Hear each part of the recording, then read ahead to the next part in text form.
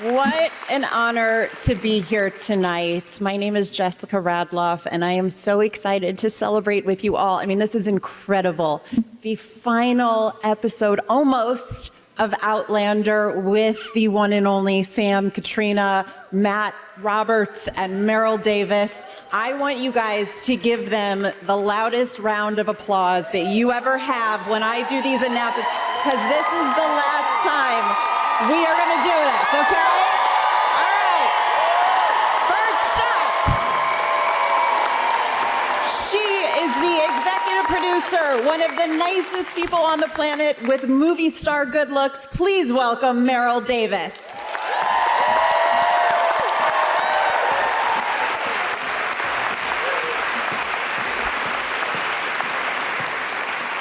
Next up, she is Ireland's pride and joy. She is a Golden Globe and Critics' Choice Award nominee. She next stars in Sense and Sensibility and is our favorite heroine. Give it up for executive producer and Claire Fraser herself, Caitríona Balfe.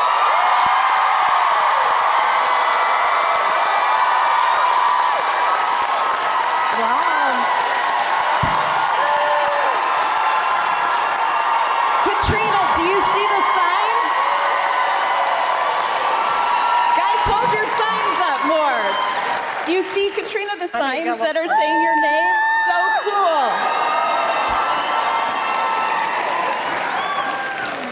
cool. Next up, he is the Scot with a heart of gold, the best sense of humor, a Critics' Choice nominee, and founder of Sassenach Whiskey. Please welcome executive producer and Jamie Fraser himself, Sam Heughan. Thank you.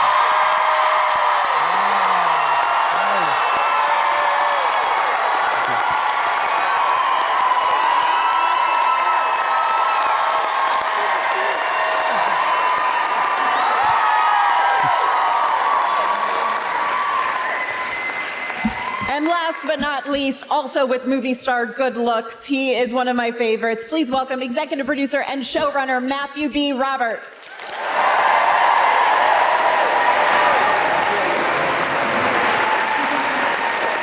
How do I follow that? Hi. Yeah. Hi, everyone. Hi. What a great audience. Wow. This is amazing. This is pretty incredible, isn't it? Yeah. How are you guys doing now that we are about 36 hours away from the finale? How are you feeling? What is your mood like? Yeah, You're all drunk? Well, why didn't anyone tell me that? I would have had some drinks beforehand, too. We're fucking terrible, to be honest. Yeah. It's terrifying. But that was really special watching that back. I don't think I've seen it for about 11 years. And it was so nice to see how young we were. But there were just so many great moments. There's so many great faces, familiar faces as well. What was it like, Caitríona, when you and Tobias were in the car doing those scenes and then also jumping on the bed? Like, what do you remember about those Tell us about moments? that. Yeah. What's it like? Jumping on the bed. Yeah. Oh my God, like, it's all such a, in a way, a blur, but also it's one of the most potently special times of my life. Yeah. Like, you know, that first 2 weeks, and I know, I'm sorry I say this, but that first 2 weeks when myself and Tobias were working together, it was so sunny in Scotland. Yeah. And that's only kind of very notable because it was never sunny again. You made me feel really, actually, slightly like responsible. Because I turned up after your 2 weeks of bliss, jumping on the bed with Tobias, and then and it rained for the next fortnight. Year. Yeah. You seem really upset about it. No, but it was such a, I think, like the way we started, to start in that kind of very glamorous 40s, you know, that vintage car was amazing. All of that, it was such a great way to start, because when we shifted and went into the 1700s, it really felt like, oh, you're in a different world, girl. Like, I was in that white shift for months. Yeah.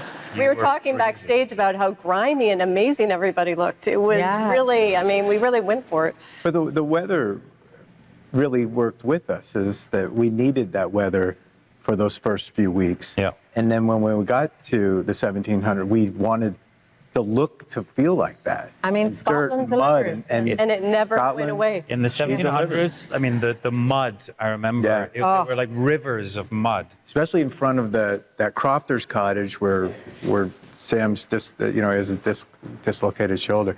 There was a river of mud flowing across it, and we put boards and boards and boards to try to get across. I think all of our trailers started to everything. float away. They were like, I think we got to get out of here. But and actually, another shout out to the weather in Scotland, the wind at the Stones. Yeah. When you turn and that wind blows your hair back is So stunning. we didn't And it would add a wind happen machine. every take. Yeah. It was very, I mean, look, I don't know if you all believe in this or not, but there are certain things called fairy hills. Look, they're watching a show about a woman going back in time. So You believe. But where we put our stones, that is a legitimate fairy hill, and it is is. very magical, and it has delivered not for me, but for Sam and for lots of people in Magic, lots of yeah. places. Yeah. I totally believe. We're believers. Did you guys get any sleep the night before your first day? What do you remember? Like, were you able to even go to bed, or were you just so hyped up on energy and excitement? I just remember running on fear and fumes for probably a month, maybe even the first year. I don't know. I don't think I slept. But you hit the fear. ground running. yeah. Well, I mean- I got there. I was announced. They told me I got the job. Then they were like, "Can you be in Scotland in 2 days?" Yeah. And I was like, "No." Like, "Can I have 5?" And they were like, "Okay, you can have 5." No, we said 3. No, because Monday I was told I got the job. On Friday I was on a plane. Yeah. Wow. And I had to say goodbye to my cat and like my apartment and all things. She came with me later. came, so- Yeah. But as soon as I landed, like these guys had all been in boot camp for 2 months. Yeah. I don't think it was 2 months, but it was a couple of weeks. Yeah, it was a while. July, August, you Yeah. guys Yeah. started maybe? Because we pushed. Yeah. We had to push. Yeah. But I just remember it being fittings, Yep. Yeah. horse riding, Yeah. rehearsals, fittings. It was like, it was all like, I don't know. Yeah, you Yeah. were Very in crazy. super quick. It was Yeah. nice. So going back then, before you actually got on set, what were those early days like, Matt and Maril, when you first discovered Diana's books? And how did you know this was going to make a great television series? I know we're like, we can't see. I know. You move forward. Yeah, Did you see it? Yeah, scoot. Well, I mean, the No, story we're is, good. We're good. now we're all adjusting. Yeah. You guys are I'm just like the well. only Yeah. Everybody move. I mean, the early days is basically, actually, Matt and I used to, at NBC Universal, Ron and I were working on Battlestar Galactica. Matt had an office across the way from us, and I was looking for something to develop, and he said, "You might like these books. They're called Outlander." And he had read them as a reader, and they'd wanted to do a movie, and he said, "It shouldn't be a movie, it should be a TV show." Anyway, so I went to Ron, and I just said, we have to do these. And Had Terry read them at that point? and Terry and I, we were at dinner, and I said to Ron, I really want to do these books called Outlander. Terry said, "Oh my God, I love those books." So we started chit-chatting about it and kind of took over the dinner. And then Ron read the books, and then we just kind of chased it down. So I just knew I loved the material. I just felt like there was nothing like this on. It felt like something we should do, and really wanted it. And thankfully, Sony really listened. We had a great executive there, Chris Parnell, who read the books he listened to the books on tape in the car and would call me and be like, "Oh my God, I'm blushing, I'm listening to this." And they really championed it with us. And Stars, honestly, is the only place we went and pitched it to that said, "Let's do it like the book." They didn't ask us to go off book or develop something else. And yeah, it's been a great partnership, and here we are. I love it. Here we are indeed. Matt, was there a moment you realized that this was such a global phenomenon? I think around the end of season 2 is where it really hit home that this was impacting people's lives, and that they really were. And then also we got a 2-season pickup, so I knew that the numbers were matching how we were feeling, and then people were talking about it more and more, and on social media it grew, and But for me, it was really the impact that you would hear people talk about and how they talked about it. And that was different than any other show I'd ever worked on. And here we are, in this day and age, when you can do 101 episodes, that's a testimony to you guys, not us. It's that you showed up every day and you guys showed up for us. And we know that. So. Sam and Caitríona, what do you remember about the day you realized, like, my life as I know it is going to change forever with this role? I don't know, that's a funny one. Because your life does change in some ways, but then in others, I think we were both old enough when we got this, even though we were very young. But we were both old enough at that point. I was younger. Yeah. He's going to hold those 6 months over me for the rest of his fucking life.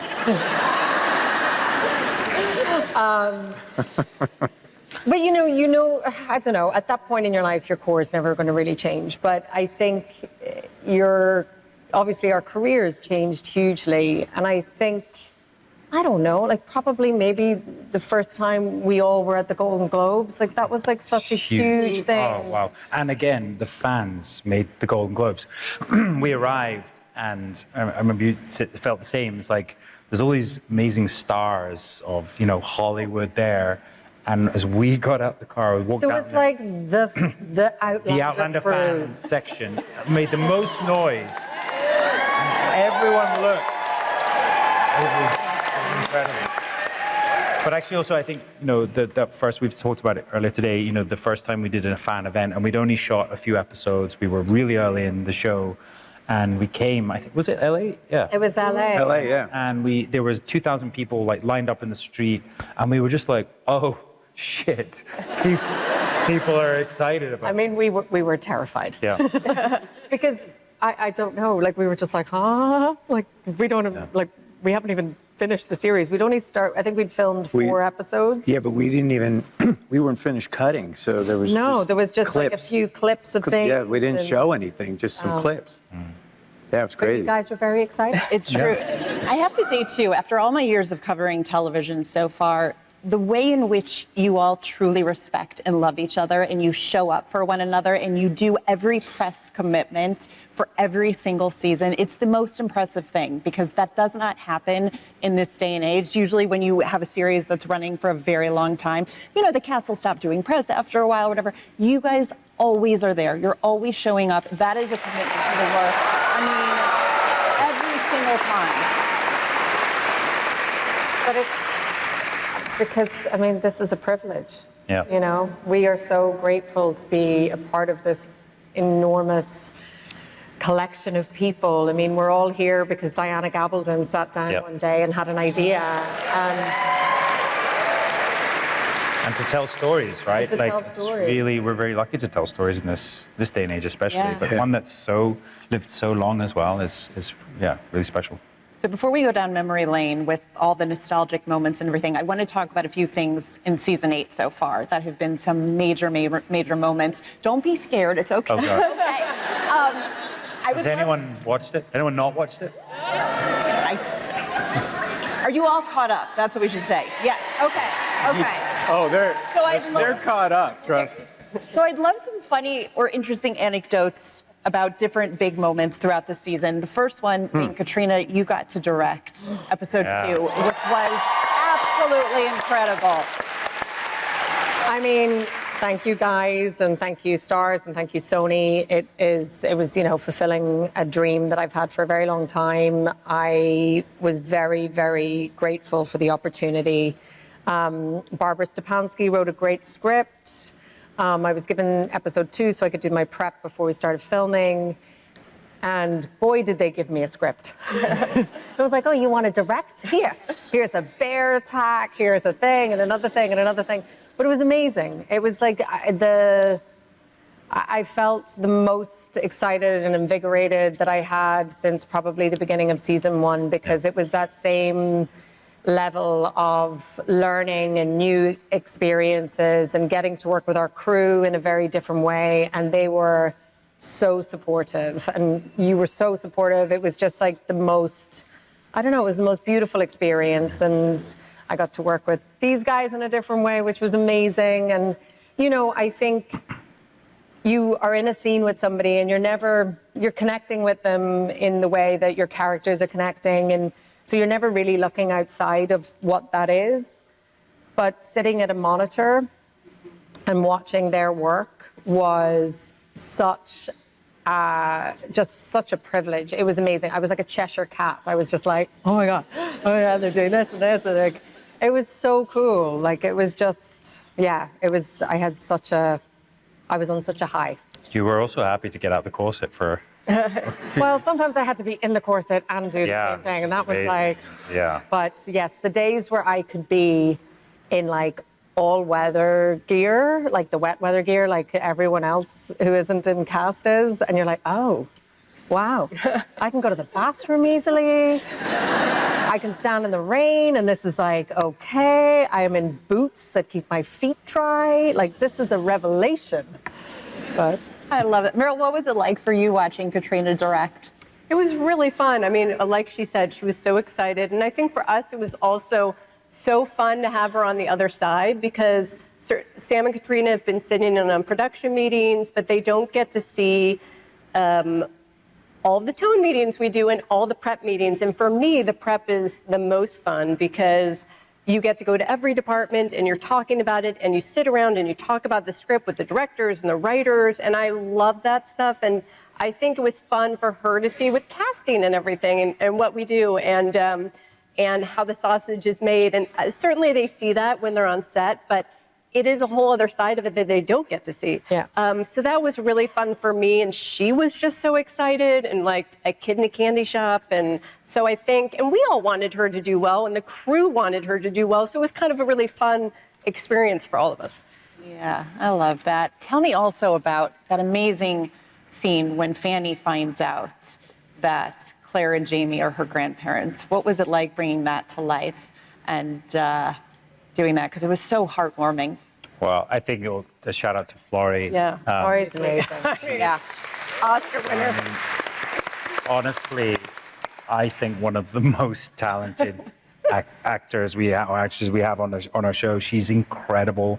She's grown up with us a little bit, and every day she would come on set and make me think I have to raise my game, because she brought her game and just brought such a heart to it. And I think for the characters, for us, you know, it's obviously a huge part of having faith in our family there, a part of them.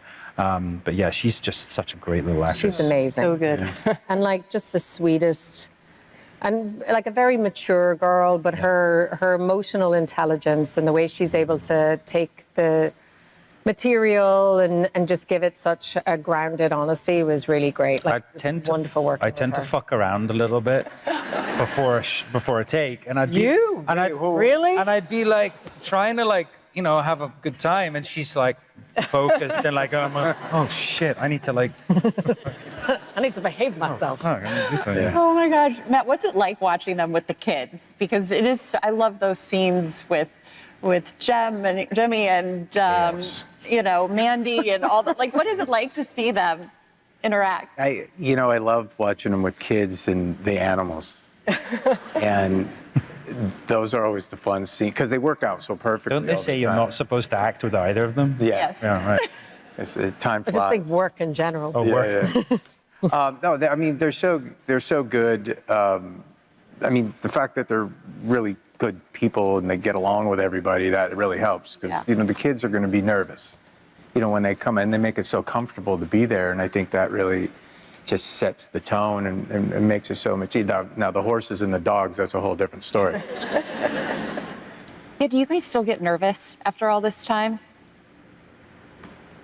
Sometimes. I think it depends on what the scene is. I think it's different with this show because, I was saying this the other day, like, we've lived with these characters for so long. I have 10 years plus worth of memories of Claire inside me. So every time you go into a scene now, you're taking her life with you. So it's not like you really have to fill in any blanks. But you know, if they ask you to do something like sing or something like that, yeah, I get fucking nervous.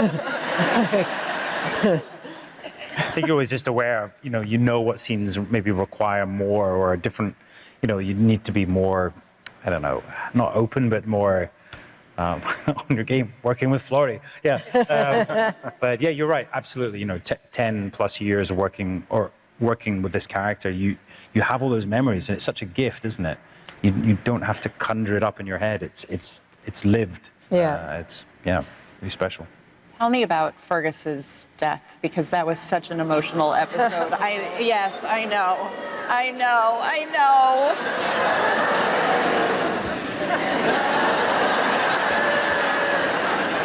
Sorry, I had to ask. You did not have to. Isn't it great? It is. It's wonderful.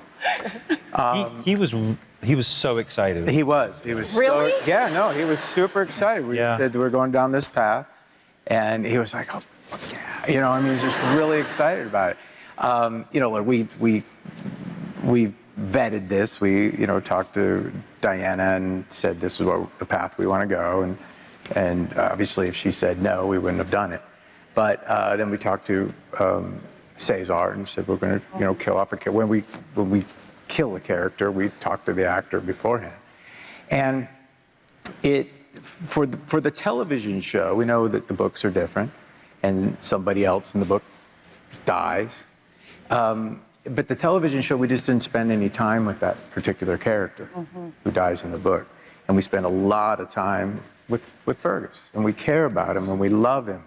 And so the impact that it had on the story and the characters is what mattered for the television show. And that impact was massive for the family. It was massive for Jamie. It was massive for Claire. It was, it had a huge impact. And then we could go somewhere with that story.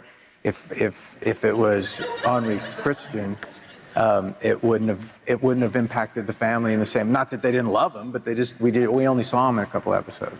And in the book, you spend a lot more time with him, and so you get to know him more. And the reaction that we got from the fans, that the overall reaction of the fandom, the whole fandom, was pretty amazing. That they felt the pain. And that's our job, is to dish out the fucking pain. That's what we do. It's why they pay us. I know you guys, hey, could they have some happy moments? And can they just, plant things and grow things? And,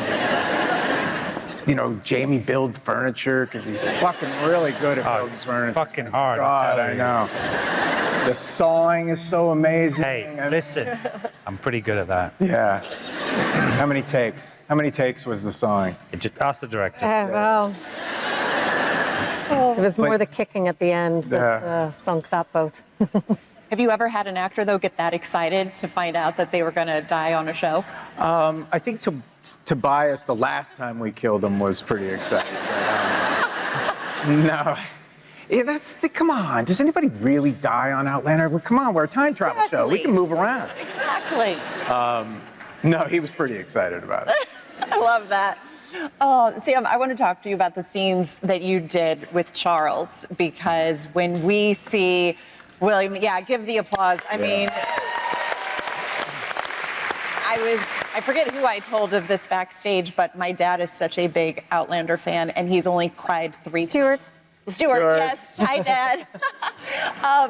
He's only cried 3 times during this show, and the third time was when Jamie and William had that kind of reunion, and where William had said, why did you leave me? And we see the hug and everything, and it was the most moving moment, especially as a daughter, to see her father react that way. What was that like for you and William to do that, Charles to do that? Oh, I mean, firstly, Charles is utterly brilliant, and going back and looking over his early scenes, he really is just very, very special. And that relationship, Jamie's relationship with him, not being able to be his father from a distance, when he's or not incarcerated, but he's working on the estate, and then them building this relationship over years. And yeah, it was really beautiful. And I think actually one of my favorite days was, the fishing scene that we got to do together. It was just one of those beautiful days in Scotland, and the river was flowing, and it was just, he's got a lot of soul to him, I think, Charles. He's ridiculous as well, which is probably why we get on, because I think I'm maybe Sort of where the similarities. Yeah, there's a lot of similarities there, but yeah, really great to work with him on that. And then we become this like action duo at the end. Yeah. I mean, there's a spin-off series there, right? It's like Miami Vice or something. I love that. Listen, you and Graham went on the road for a series. So Yes. why not Maybe you myself and Charles in, I don't know, a kayak or Maybe a fishing show. But you could do Canada. We could do Canada. Canada. Yeah. Yeah, let's do that. I'll never. They didn't clap for that. All right, okay. Okay, maybe not Canada. Died like a dead fish. Jesus.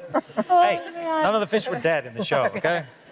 What can you also say? Because in episode 9, we had that great moment where Fanny hears the buzzing and with the gemstone. What can you preview there for what might happen? Absolutely nothing.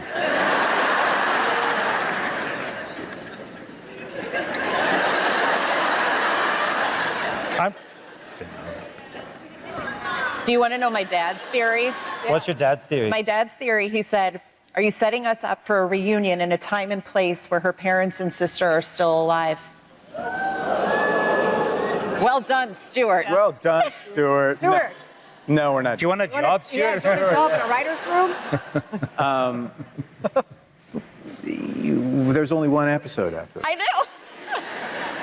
That's a lot to download. I know. I'm trying to fish for things. Yeah. Oh, by the way- Fishing again. Yeah, fishing again. That's the theme. I know. Where are you guys going to be on Friday to watch this? Like, is this? I will tell you, I have a hard time watching finales. Like, if you take Friends or Big Bang, I don't like to watch the final episodes again because you know how emotional it was for the actors, and you know it's the final one. So, are you guys like? Do you have a party? Are you going to be by yourself in a room watching? We're with the fans. We're with the fans. We're not watching it together. No, we have a We're thing. doing a Oh, thing. you have a thing. We have a thing. I wasn't invited to the thing. I didn't No, know no, about no. the Gotta thing. talk to Stuart. somebody. Stuart's invited. Oh, my dad's invited. Stuart and Barb were invited. Yeah. You weren't? Oh my God, that's so weird. We're doing a thing. Awkward. Thing with the fans. Yeah. Okay. I can't. Oh, gosh. Okay, so when I found out that I was going to moderate this panel, I was driving myself crazy trying to think of questions that you guys have not been asked before, because I have literally watched almost every interview you've done to see, like, what could I ask them they have not been asked. So I came up with a game, questions you have never been asked. Oh. Great. And you have to tell me if you've been asked this before, because I really tried hard here. All right. Okay? All right. And we don't have to answer it if it's been asked. I mean, I guess not unless, if one of you have been asked and the others haven't, then the others have to answer. Okay, you ready? Okay. Have you ever almost spoiled anything major in an interview? Yeah. Yeah. I mean, yes, all of us. It's hard to keep I think I track. almost did it today. Yeah. Matter of fact, just before we walked out here, it was like, remember. Oh, you guys haven't seen the finale? Oh. Yeah. It's hard to keep track because also you have to remember they filmed it and we've watched it so long before it comes out sometimes that you don't remember always where something falls. So you do have to be very careful. And we're excited for you. We're excited for us. We want to share it with you, and so we want to tell you about it, and then we check ourselves. But some people are better than others at doing this. Don't say Richard. Come on. I wasn't going to actually say him at all. So I'm just saying. Wait, one of us? It was like you're talking about. No, it was Yeah. Richard. What? No, it was Richard. I was not gonna say that about Richard because that's my usual go-to, and I love Richard. So you're I'm gonna not throw say it at one of I'm not us. gonna throw anyone under the bus, actually. You're like, So I don't know. I think if you start the conversation, you just gotta finish the conversation. Have you ever overslept a call time? yes. Yeah. Whoa, wait, Sam, wait a minute. I think- I yes, think- I need to know the it's not a details. call time, but I definitely a read through. Yes. Maril had to. We might as well tell the story. You start it, you finish it. I seem to be portraying myself as an alcoholic these days. It's not true. Well. But way back when was yeah, it? it was first season, I think. We had a whiskey tasting at Graham well, McTavish's house. Yes. This was organized by yourselves, Yes. not us. Yes. No, it was Graham he McTavish. twisted his arm to come. Graham McTavish organized it. We were in a Yeah, it was restaurant. It was Graham. whiskey tasting. And then for some reason, they sent us back to his apartment with the bottles of whiskey. Yeah. Yes. And we were all pelagic. Like, nobody was in a good state. We got a taxi back from Edinburgh to Glasgow the with a four of bottle us. of whiskey. Yes. Yeah. And I think Tobias was. Tobias was there. with us, yes. Maril may have escorted me into my apartment and helped. I helped Caitríona to bed, but the problem was it was very early on in season 1. I was not probably used to the military time, so I probably set her alarm for the wrong time. And then the next Taking one morning, for the team, I like think that. Tobias and my driver were banging on the door for a very long time waiting Oh, for me. I was in your car. Oh, was it you? Yeah. Your feet were on the ceiling. I remember trying to tie my boots and I left footprints You on the left footprints ceiling on the ceiling of the car, and the driver was not. But Duncan Lacroix, Yes. Yeah. who was also there, came in and went into our producer's office, Picked up a copy of picked up Yeah. a copy of the Outlander, book. threw it across the room, and said, "You expect me to read this shit?" So that read-through was great. It wasn't anyone's finest moment. And wasn't Diana there? No, I I don't think so. No, I don't think so. I have no memory. Have you So slept? that's You've why. slept in once or twice. Me, yeah. I mean, it's just the most horrific thing that can happen, isn't Yeah, it? yeah. Because you're in a beautiful slumber, and then the bell goes, and it wakes you up, and you're like Panic mode. panic. It's your wonderful driver who's like probably let you sleep 5-10 minutes. So it's not even that much, but sometimes it can be longer. And then you're racing to work, and the whole day, you just have this like panic that you've upset, because it's everyone, isn't it? It's everyone you've affected. Remember, we lived in the same building early on, and I go to work, and I see Davey out there, and I go, "Hey, Davey." My driver, yeah. Yeah, Davey, Sam's driver. I'm like, who are you picking up? What are you doing here? And he doesn't want to answer me. And I go, because I think he's gone and come back to get. I'm like, no, Pete's over there. I'm gonna go. He doesn't want to say it. And Sam comes barreling out the door, and he stops, and he sees me, and I'm like, "Hey, Sam," and he just kind of gets in the car, and they drive away, and nothing said, you know. And I've always remembered that moment. It was kind of fun. Yeah, it was fucking late. Yeah, how am I gonna get out of this? No getting out of it. Hey, boss. Yeah. Oh, great. Oh, I'm so glad I asked that question. That is great. Okay, two-parter here. So first, Sam, Caitríona, have you ever had a dream or a nightmare in character? Oh, that's a Wow. good question. I in season 1, I don't do it so much anymore, but in season 1, I did like some dream work stuff, which is like a thing you do as an actor sometimes. But I had dreams for Claire, and then Tobias and I, at the very beginning, we wrote each other letters. And so I remember putting it into the letter that I sent to Tobias. Yeah. Tobias sent me a very redacted letter back, by the way. I was like, oh, great, thanks, Frank. That's excellent. Yeah. Dream. I don't. Jamie has very vivid dreams of Yeah. the future, actually. But no, I pretty much don't dream. I just What? hit the pillow. You don't and just- dream? You don't dream? No, I do, but I think I was just so exhausted during Outlander. I just didn't dream. I can't think of. I don't think I did. No. Matt and Maril, how often do you have dreams about the show? Well, I don't. I mean, when I think about it, I don't think I really do. I mean, I have dreams with people in it, like Caitríona. There have been several times where I've texted Caitríona to be like, I had the weirdest dream. But so I feel like I have dreams that people have been in, but not as their characters, as the actors themselves. Got it. Matt? yeah, no. Do you dream of me? I mean, now's the time to admit it. Come on. All the One episode left. Often. Okay. Actually, I think dream is the wrong word. I think Yeah. it's more Nightmare. Nightmare. cold sweat, Yeah. screaming. Yeah. What about the on-set animal that drove you the craziest? Easy, Rolo. Yeah. Rolo, we would be sitting on set just all watching as Rolo went off this way. And But it's then not just Rolo. that way. It was Rolo's handler. Yeah. Because he would be running after Rolo going, Dewey, Dewey, Dewey. I mean, yes, but we were all talking about Myrta's horse, which you see in this one, called Alfie. Yeah. He was the most flatulent horse.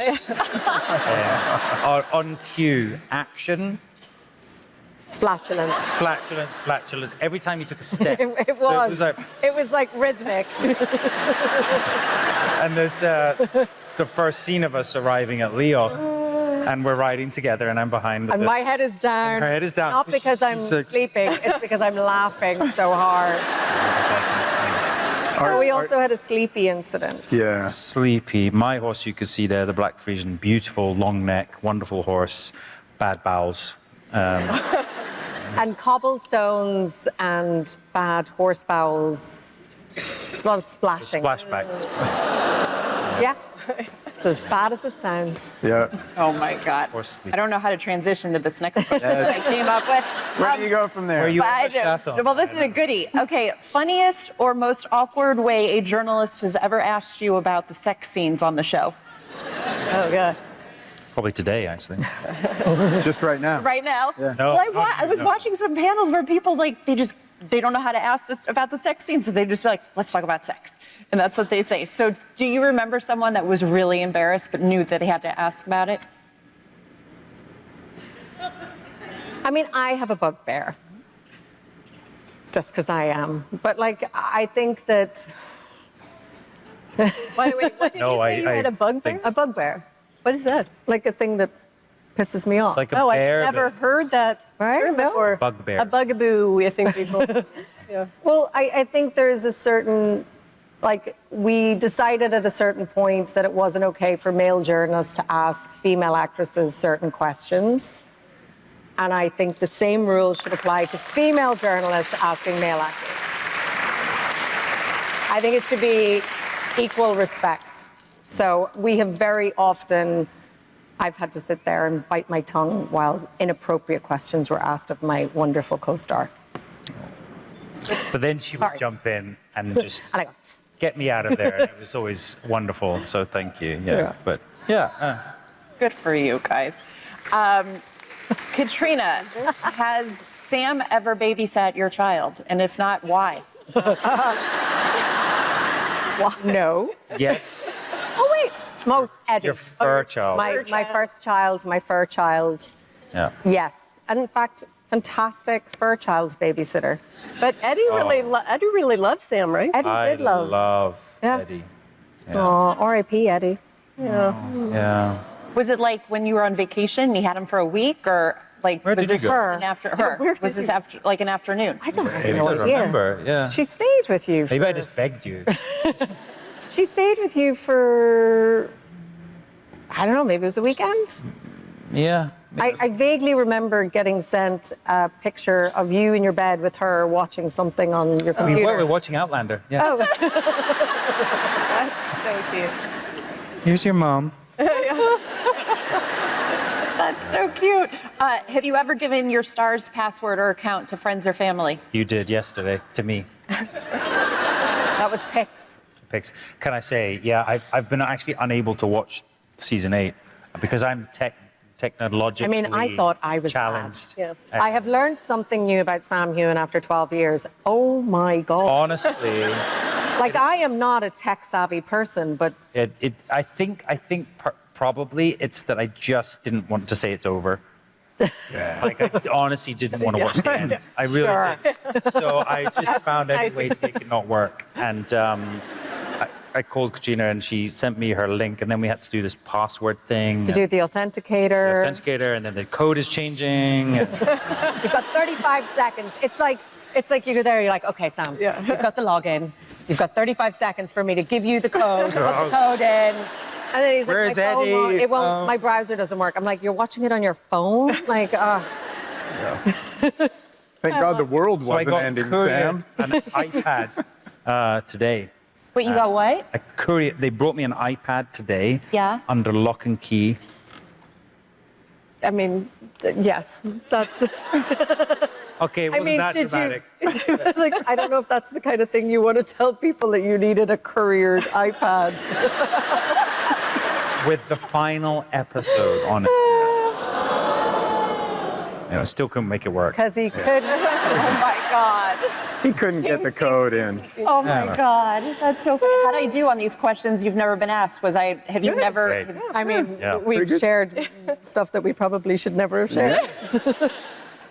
Speaking of the final episode, I heard, Matt, you might have a surprise. Oh. So here's how it ends.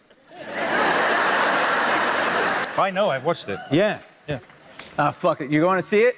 Yeah. We're going to show you a little bit.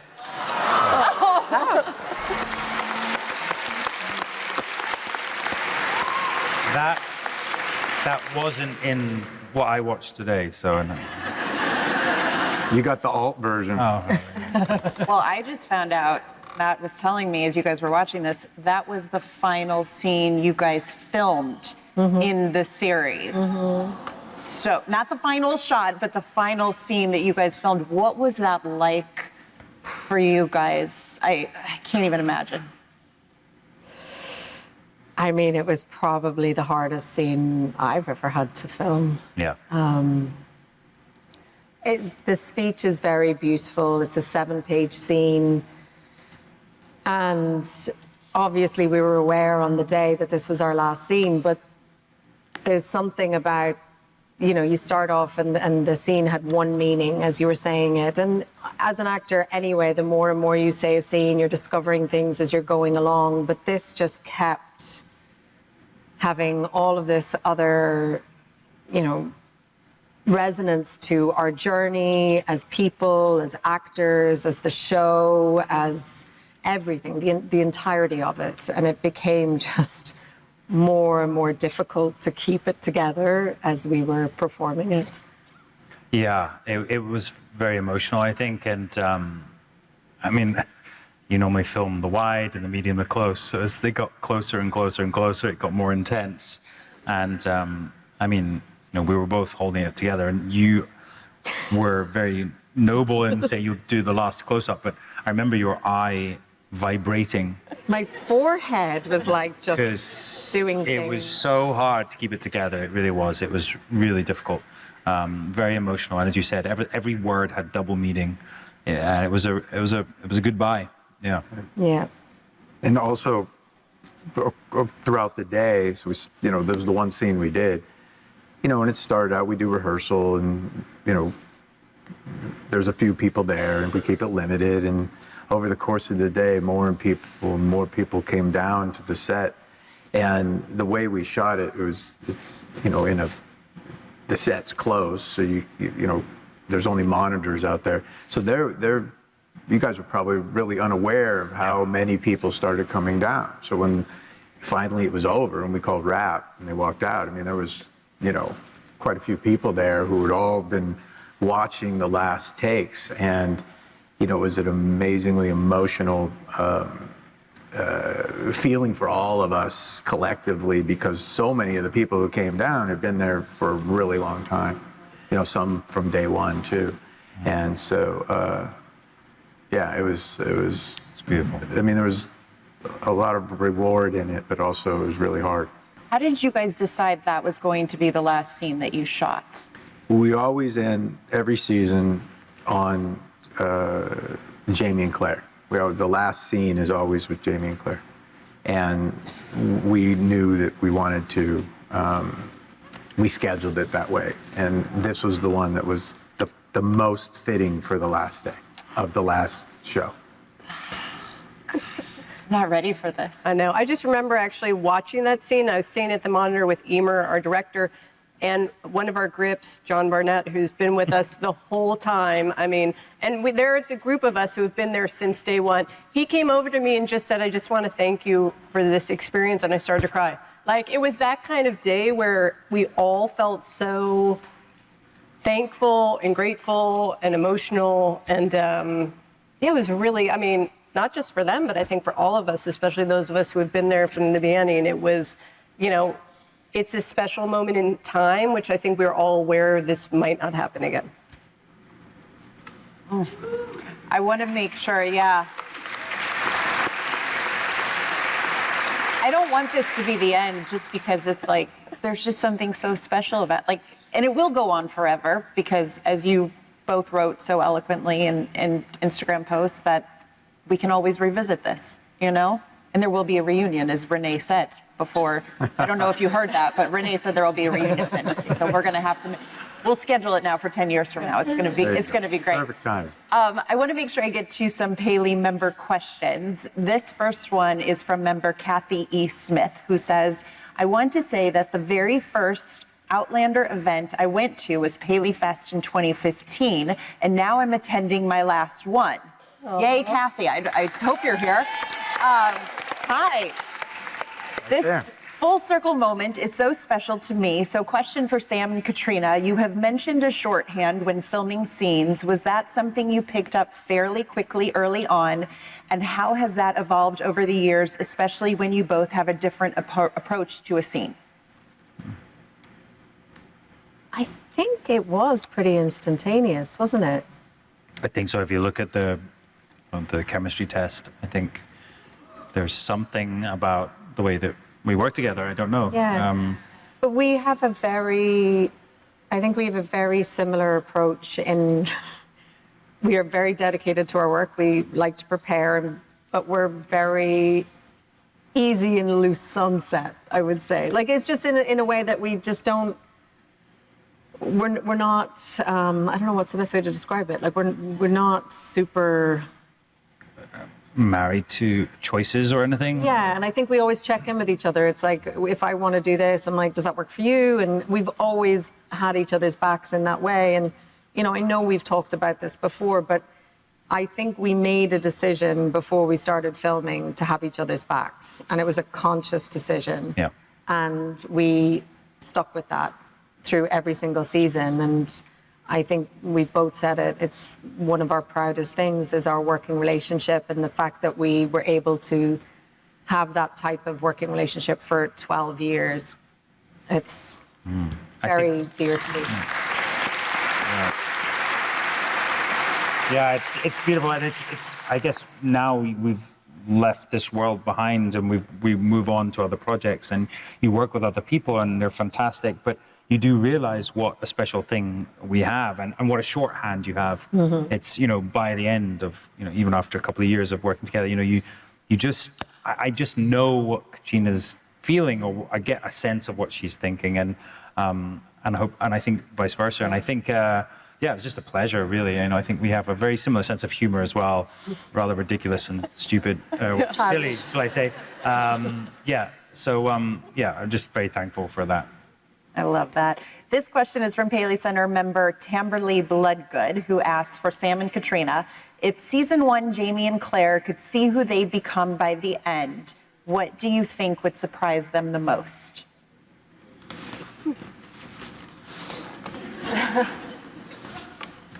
I think season 1, Claire would be like, oh, you're a beekeeper, huh? I mean, it tracks, but maybe. I love the bees. I love the bees. Honestly, I think the bees have been one of my favorite parts of the show. I was just sad that they weren't real bees. Yeah. I was hoping that I would learn how to become a real beekeeper. You think we were going to set real bees? It wouldn't surprise me. After all the dogs. It would have been the guy that looked after the dog. Exactly. The rats, the snake, the rats, dogs. Yeah, we'd be screwed. This question comes from Paley member Elaine, I hope I say this right, Elaine McKaig, who says, for Matt and Maril, I understand several endings were filmed for the final episode. This is a very good question here. Is there a chance that fans will be able to view the alternate endings? By the way, I just want to say it didn't make it, but I pitched really, really hard to take Claire and Jamie and me to Hawaii, and it never made it.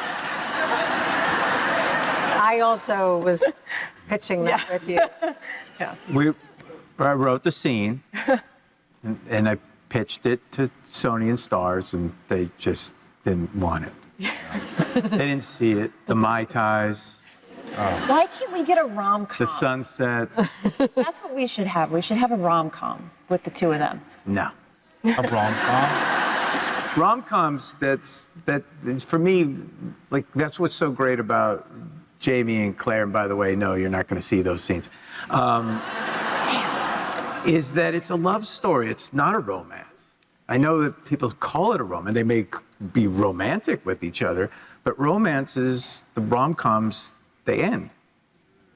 You don't see you don't see the daily life. You don't see what happens after. But with Jamie and Claire, it's a love story. And we get to see their love get stronger and stronger and fight through everything that they fight through until, I don't think it ends. I mean, in my mind, it doesn't end. Does any good love story end? That's why we have sequels, though. Have more. Okay, this question is from Paley Center member Debbie Castino. I would like to know, for Sam and Caitríona, how have they personally changed after their experience on Outlander? And then she adds, personal growth and professional growth included. Oh, wow. This is good. It's like therapy. Okay. You're first up in the chair. Oh, God. What was the question again? How is my personal growth? Yeah. Your professional and I haven't looked personal at it. growth. Yeah. Go back to the womb. Look, I think, as you said before, it's changed our lives. It's been a huge part of our lives. Over decades, I've grown up in the show. I think I've become more experienced, hopefully better actor. But I think it's the show's given us so many things, but I think it's everything around it. It's the friendships, it's the experiences that will be with me forever. But yeah, ultimately it's the people. So I'm very thankful to have made great friends, and for that, that's all I need. So good. Last thing from me is, when you look back on the show a year, 5 years, 10 years from now, what would you like the legacy to be of it? What do you hope people always say? I hope it means something to someone. When people talk about it and they say, it got me through this, or it helped me do this, and to know that we do something like that is really rewarding. There's a moment where you guys were just numbers, and you were ratings. And then it changed, it evolved, and you guys became, a part of the show that we needed to survive and thrive. And it really is an amazing feeling when when somebody comes up to you and says, I love Outlander and it's changed my life and it's helped me through something. I mean, that's the most rewarding thing anybody can say. So beautiful. Anything you guys want to add before we go and say goodbye? I think this show is always led with love. And that's sort of an incredible thing that we were able to be a part of putting out in this world. And I hope that love endures for our audiences beyond our time on it. It will. Here. Well, that's because of you all and the love and the passion and the commitment that you have given all of us and given to the page. Because as you said, with the mud and with all the things, like, you guys have been through it. And you have given every single ounce of yourselves to it. So thank you from the bottom of all of our hearts. You're amazing. And thank you all for coming tonight. Give it up for these guys. Thank you so much. I feel like my